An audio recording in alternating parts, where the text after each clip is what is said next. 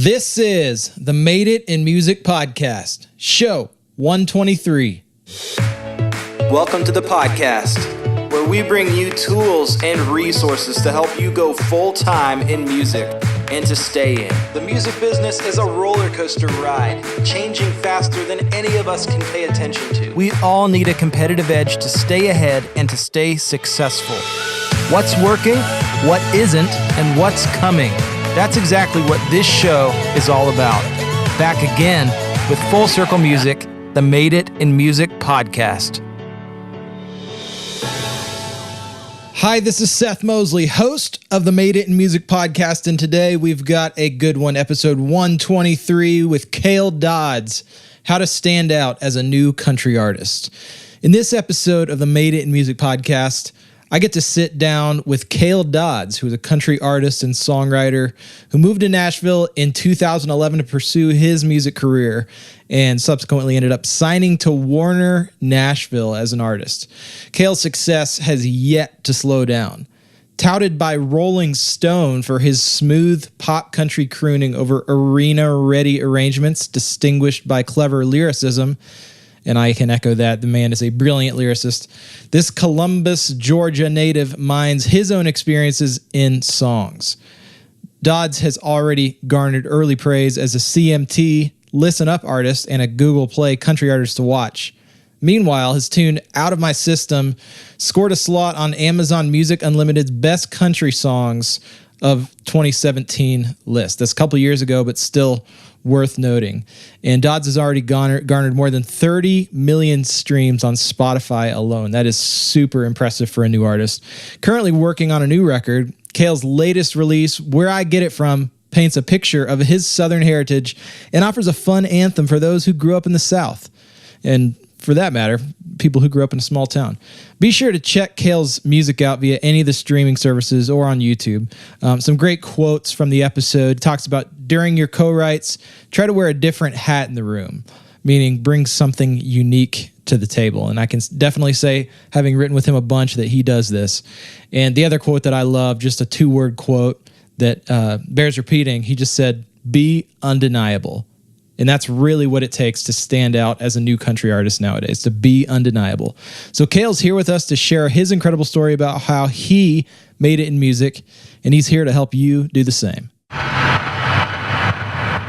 right, Cale, you're here at the Full Circle Music Studios. Thank you. You're a busy man, a rising star. Thank you, sir. Thank you for having me. Thanks for taking the time to chat with us today. It's so awesome. I love this setup, man. You have the best studio in Nashville, and I'm not just saying that. Well, that means a lot because you've probably been working at a lot of really cool studios. I have it. You have this like compound here, and it's just a thing, man. It's inspiring and it's a vibe. So I love what you did. I love what you did with the place. Is one thing.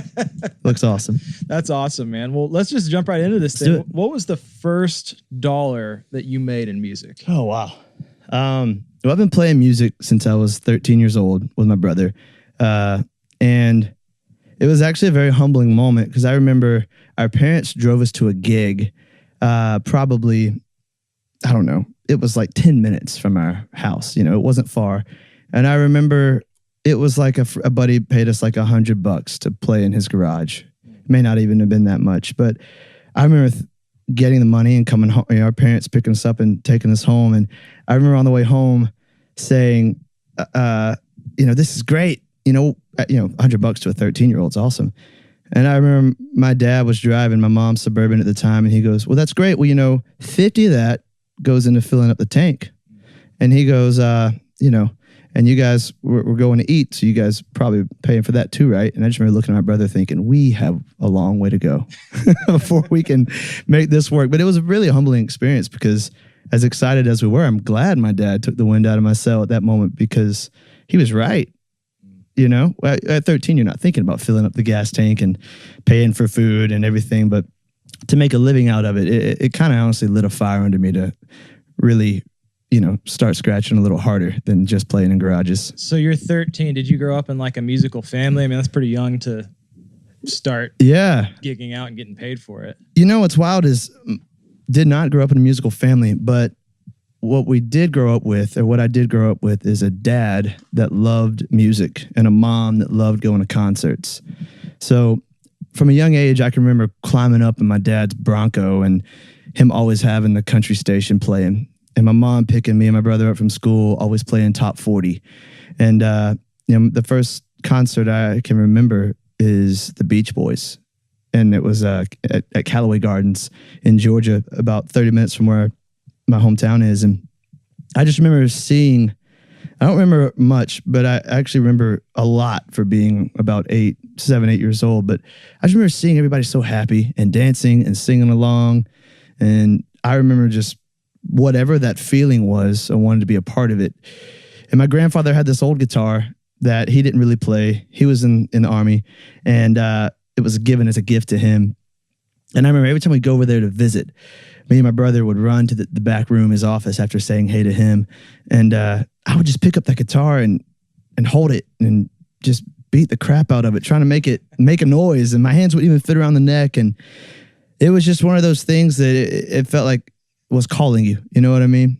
So no, I didn't grow up in a musically inclined family, but my parents loved music and loved concerts. And that's what lit the fire for sure. Yeah. From age 13, how long was it before you experienced a moment where you could like literally just say music was your living? I'm still waiting on that day. I'm kidding.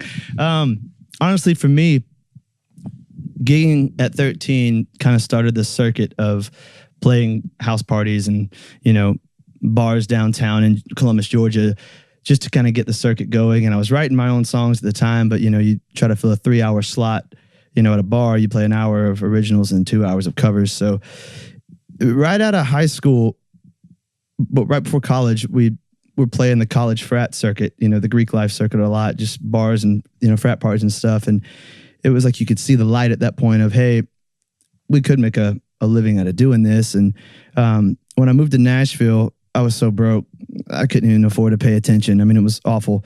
But I was living in a garage, and I would write during the week. I'd gig on the weekends.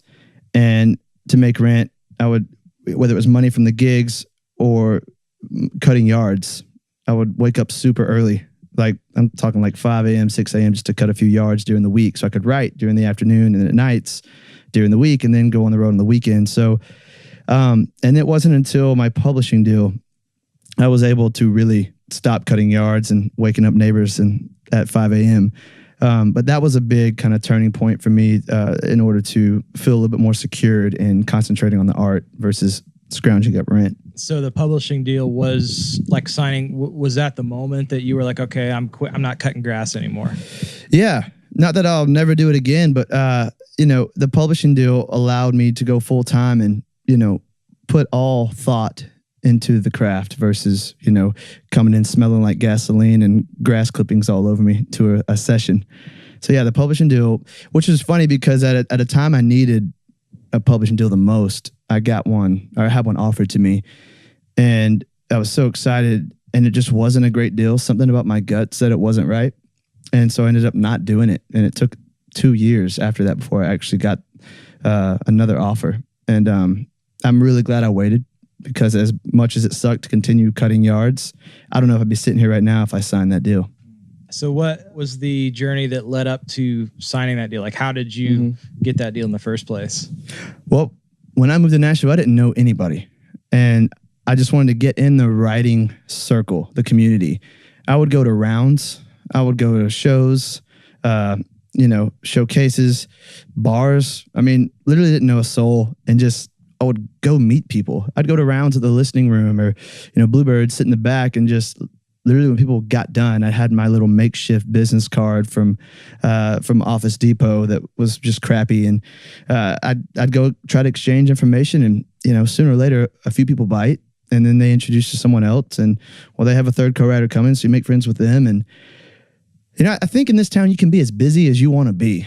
And I think for me, I was so hungry to be just co-write, because I was writing songs by myself since I was 13. I didn't even know what co-writing was.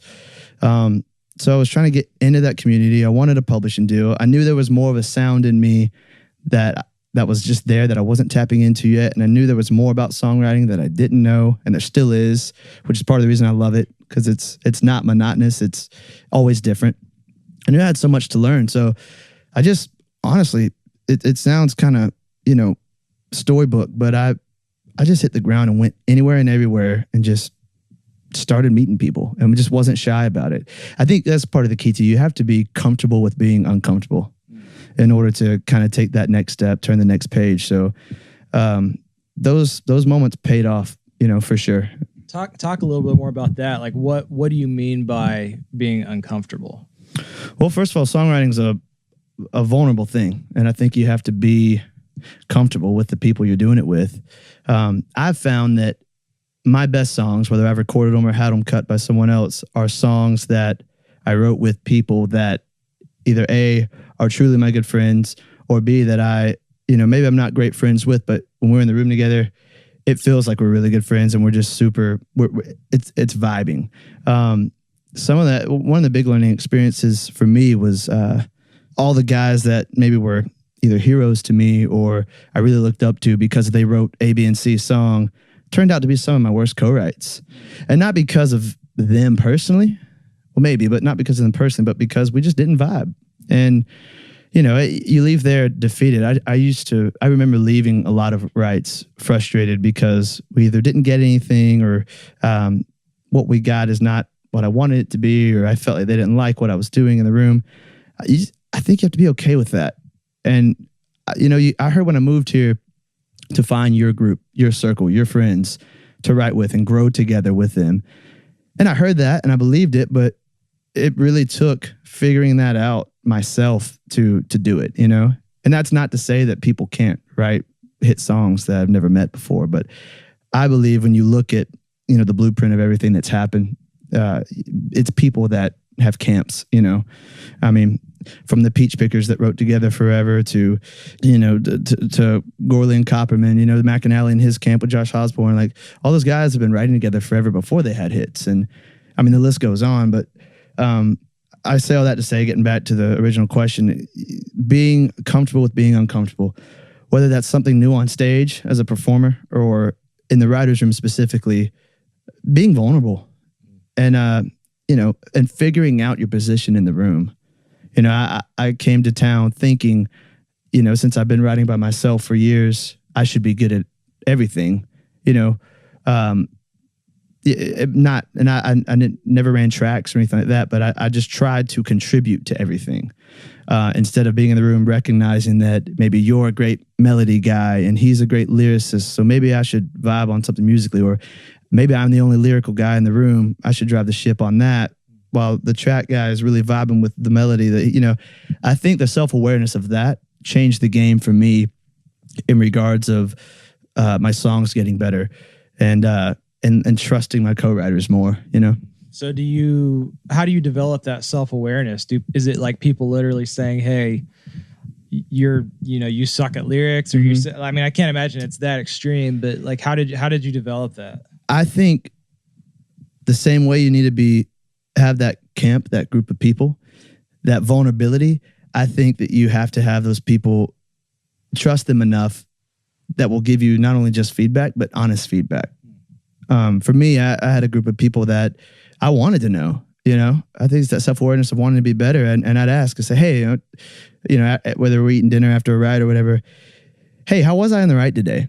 Be honest with me. Do you feel like I, was hard to get a line past? Do you feel like I overpowered whatever, I think you have to ask those questions. You would just literally ask whoever you were riding with. Yeah. And I think that's important. I think the want to be better at that is super important. There's a couple times even good friends of mine, we've just been in casual conversation and I've just brought it up to see what they'd say. And they kind of broke down and were like, oh man, I never knew how to say this, but like, I would love if we blah, blah, blah more. And I just had no idea. They seemed happy and loved it, but whatever it is, I think being able to have that open communication with your co-writers is super important. And just trying different stuff too. Try wear a different hat in the room. Don't always try to be the guy that is melody or lyric or, track, whatever. Because man, it's whatever it is that keeps the creative vibe flowing.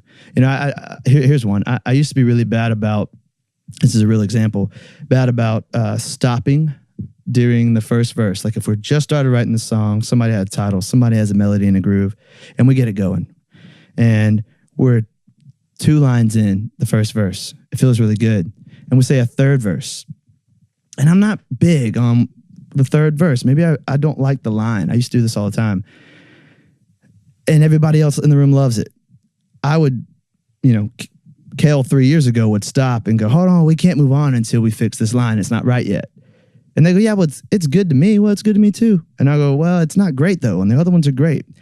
I've learned from people that I'm close to and that I trust to go, hey, keep going. Finish the song or finish the vibe. Like, don't stop the creativeness that's happening right then and come back to it. Because that's okay. You know, that was a huge learning factor for me that a good, one of my confidant, Corey Crowder, that he told me when I was asking him for feedback is, hey, just get the river or get the boat going down river and then come back, you know? So that's been a big one for me. Yeah, no, that's great advice. So I want to ask you, do you have a book or record that you have recommended most to people over the years? I do. The book is The Alchemist by Paulo Coelho. Great book. You've read it? Phenomenal book. Read it last year. Nice. I try to read it once a year. And those who have read it know why. And I don't want to ruin it for those who haven't, but I recommend everybody, regardless of what you're doing in life, whether you're in sales or music, but especially creatives that are trying to maybe make their hobby a living, or maybe make their creative, you know, their art, you know, take it to another level, or maybe they've been doing it for a while and, you know, maybe don't see a light at the end of the tunnel. But regardless, I recommend anyone and everyone read that book. And everyone I've said that to that has read it always goes, I get it. Yeah. Thank you. You know, that happened to me. That's why I read it. And I'm very thankful for it. Yeah, it's so inspiring. I want to talk about failure a little bit, because failure can be a positive thing if it turns into a learning experience. Mm-hmm.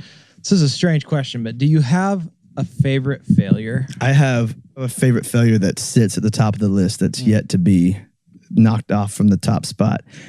I went to an unconventional high school. My freshman year of high school was the first year this high school was open. So, and it only was 9th and 10th grade. And so then the next year was 9th, 10th, 11th, so on. Point being, by the time I was in 8th grade, after starting to play music from the age of 12, 13, it kind of was known in our little community that me and my brother were musicians and playing music. My brother had been playing drums in school band since 6th grade. I had just kind of been self-taught and picked up stuff from neighbors that played and, you know, watching stuff online and whatnot. And honestly, by ear a lot. I had a lot of bad habits. You know, I had backyard technique, you know. But I had never gone to an actual music class, and I had not had any actual musical knowledge besides what I had learned by myself playing along to the radio and records, which was fine with me because I was writing songs and performing them. And, you know, so long story short, I got a call from the band, the band director, summer before freshman year. And he asked me, he said, hey, I understand that you play bass. At the time I was playing bass and guitar. I understand you play bass. We need a bass player in the jazz band. I said, oh, okay. I didn't know a ton about jazz. And I told him that. And I said, I've kind of only been playing for a couple years and I write songs and whatnot, but that sounds fun. He goes, literally, you would get to play bass for an hour and a half during the school day. That's it. And that sounded amazing to me. You know what I mean? Yeah. So I said, absolutely. And he knew my brother. My brother had been in band for years. He could read music and all that. So I go, and the first day of school, I get my bass out, and he sets a chart down in front of me. That was like level 4 music theory. And everyone in there was older than me. I was a freshman. They were all sophomores. They had all been in band since they were in 6th grade. I was the only guy in there that could not even read anything musical. I knew tabs. And he was such a militant band director, as most are. You've seen Mr. Holland's Opus. I have. It was that guy. You know what I mean? It was literally that guy. And he made me feel like the biggest idiot. But for the first, I mean, it's like setting your 14-year-old child in a level 3 or 4 Spanish class after never being, exposed to any Spanish. Yeah. And I played along by ear for the first couple weeks by the grace of God. And I would just take the music home and I would record what we do in the room, and I'd try to follow along so I know it for, the end of week performance, so I wasn't missing any notes for a while. But sooner or later, he kind of caught on, and he was so mad, and he basically discouraged me so much. He kicked me out of band, and he told me that if I didn't know how to read music, that I would never play music the rest of my life, and that I would never make a living playing music. That was probably the best thing that could happen to me, because I'm the only guy in that jazz band class that is still playing music today. Wow. Not only professionally, but as a living. Yeah. But literally that still plays their instrument. Wow. It was just, the other guys don't even own their horns or anything anymore. Yeah. And I followed up because I wanted to know. So that was very inspiring to me, because it was, I was told I can't and wouldn't. Yeah. And so I got kicked out 3 months in. Yeah. But I'm thankful for that. That's good, man. That's good. Yeah. So before you dove in on a full-time level, got the publishing deal, you signed a record deal now with Warner, which is awesome. Thank you. Congratulations on that. I appreciate it. What was the number one thing that you felt like held you back from jumping in full on to music? Well, like I said, I've been playing since I was 13, so I've always been trying to make it full time. I do remember after high school, when I was doing the college circuit a lot, I was in this marketing class in college, and I had done a couple years of college in Columbus, Georgia. And I remember the professor, and I remember his name. I was struggling because I had academic scholarship and we were touring on the weekends. So it was almost impossible to keep my grades up and tour on the weekends, because we'd leave Thursday night and come home Sunday night and have an 8 a.m. Monday morning class. And I've had ADD since I was a child. So I was literally like struggling just to write lyrics and stay awake in class. And if I was awake, I was working on song ideas, not paying attention to a lecture. So I remember Dr. Brown calling me to his office. It was time for advising. And it was before the next semester starts, and he was going to help advise me on classes. And I remember going to his office and getting all my stuff out, and him telling me, put all that away. And I thought I was in trouble, like most people do. And I remember him saying, what are you doing here? And I said, getting advised, trying to learn. I don't know. And he said, no, what are you doing here? Like in Columbus. I said, this is where I live, going to college. He said, I know you want to be in Nashville. I don't know why you're not there. Because I did this whole paper on it and how I'm going to move there after I graduate. And he said, my marketing class is doing nothing for you. He goes, pack your stuff and move to Nashville. And I just remember thinking, my professor, who's supposed to be signing me up for his courses next semester, is saying, dude, go live your dream.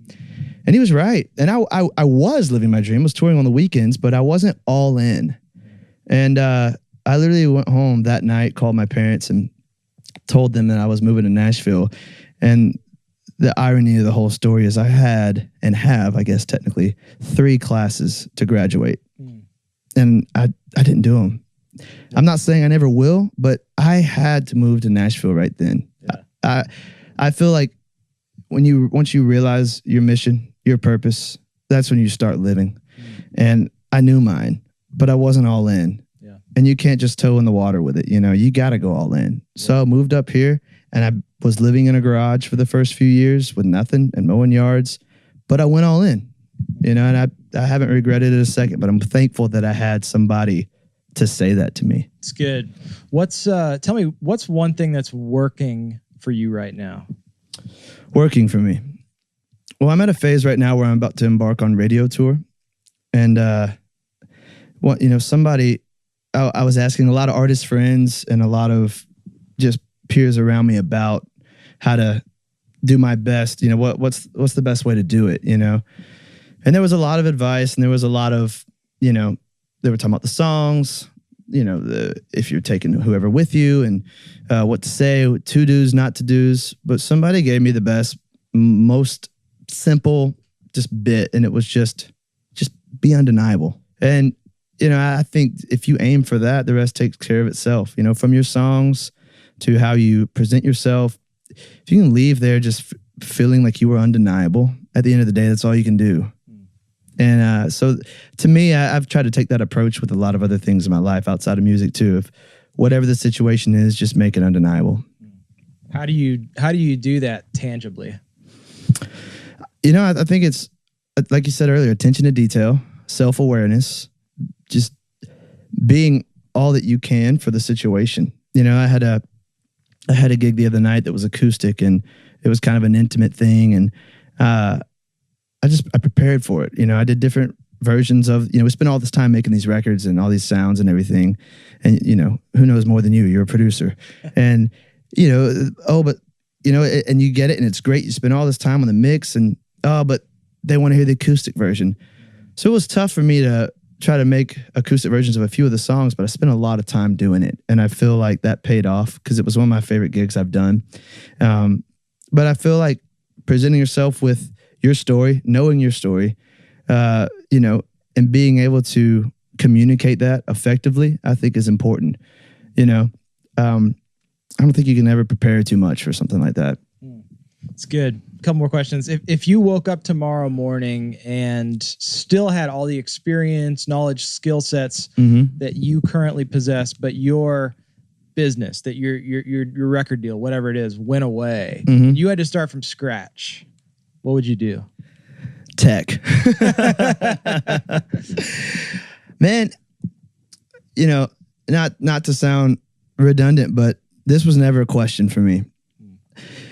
You know, I don't want to be the guy that says, I could never do anything else. I wouldn't know how. Because I think I could, like, figure something out, but I wouldn't. You know, I feel like my true north has always been what I'm doing. And I just feel like it's a matter of being patient. But tech would be something that if I had to choose, you know, and management, you know, management is, I think, huge in this field, and overlooked a lot, I think, you know. Yeah, like it could still keep you in the game. But yeah, like if for whatever reason I couldn't play or sing or write, you know, I feel like the management side of things has always been interesting to me. You know what I mean? It's good. Will you manage me? Yeah, 20% for you, 80 for me. I'm kidding. So as we're wrapping up, what are you working on, man? Is there anything you're working on currently that you want to share with our audience? Yeah, I'm working on a record. Shocker, right? Shocker. Working on a record. I've got 6 done. We're doing this thing. You know, we're at such a crazy time right now with the way things are with just releases and digital, and trying to embrace it. And instead of releasing a record at the time, or at a whole record at a time, or a single at a time, or an EP at a time, I'm doing doubles. I'm not the first person to do it, but it's, you know, 2 at a time every other month. And I've only recorded 6 so far. And so I've only released 4. I've released 2 in October, 2 last month, and I've got 2 coming out in January. The single is Take You Back, and it'll go to radio in March. But when I start radio tour in January, I'll be showing the PDs the first 6 sides, and I just shot a video for Take You Back, so I'm excited. We should be seeing a rough cut of that today, actually, and I'm excited about that. And then on top of that, I got a handful of shows, but writing a ton. You know, I love the art and the craft, especially when you get, you know, you're gone so long touring, and all of a sudden you kind of get that fire to create again. So. Yeah, I'm excited. 2018 is going to be an extremely busy year, but I'm excited to get it going. And I think we're going to hit the ground running the first week of January with starting in New York for radio tour. So it's awesome. So how can people interact with you?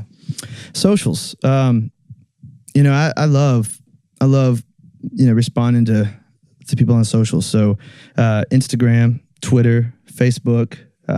It's just at Cale Dodds, CaleDodds. Awesome. We'll tag it in the description and everything. Awesome. So you can find it. So, well, man, it's been absolutely, if I haven't told you before, I'm like a super fan of Cale Dodds. Oh, come on. I hope everybody else who's watching this will soon become one as well, too. You're the real deal. Thank you, man. Incredible songwriter, incredible artist, incredibly hard worker. That's something that, you can spot that a mile away. Well, I appreciate that. I was a fan of yours before we met, and you know that. So it's good to finally be on air with you, because I've listened to a handful of these things, and it's, when you asked me originally to do this, to talk about, how to make it in the music business, I started writing down questions for you to tell me. But I appreciate you having me on, man. Next time. Yeah. That's awesome. Thanks for having me. Thanks for joining us. Hi, this is Seth Mosley, and this has been the Made It in Music podcast, produced by the Full Circle Music Company with editing help from Jordan Salamoni. Head over to our show notes page for links to all the resources and things we talked about. That's madeitinmusic.com/123. That's 123. And if there's anything that you want to hear in the upcoming podcast, or if you had a question maybe for Cale or for any of us about this interview, you can just tweet us. It's just at official FC Music, as in Full Circle Music. Just send us a tweet on Twitter at FC Music. And we always love to hear from you guys. And stick around for the next episode coming up next week, which is going to be a really good one. We've got an episode with CCLI. For those of you guys who are in the Christian music space, this one's going to be a do not miss episode. How does CCLI work? The ins, the outs. How do songwriters get paid through CCLI? How can you get paid through CCLI? What does it take to sign up? All of that good stuff. That's in the next episode. And head over to iTunes, leave us a rating and a review if you haven't done so already. We'll see you on the next one.